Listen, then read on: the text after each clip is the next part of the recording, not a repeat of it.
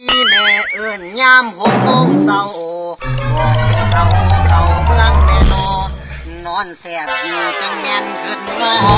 เลยถามต่อเจ้าสิใส่ไปหยังแล้วบอกให้เอาถังไปซื้อน้ำมันใส่รถไถนา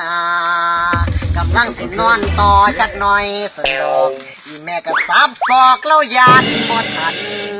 เป็นอย่างแม่คือเหตุจังสันฝรั่งบอกเข้าใจโอ้ยเลยขับรถเบสที่จวงไงงองเจ้าของเลยพาไฟแดงตอนใดฝรั่งเสียใจพาไฟแรงสิแยกโรงเรียนจึงได้ใบสั่งก้นขี้ทังน้ำตาลินไหลสิเอาเงินใส่ให้ตอรอเพราะอยากขอลาหากปีหน้าราคาเข้าดีขึ้นผมสิเบื่อเอาไปเสียดอกนะแต่มื้อนี้ขอลาไถนาวนไป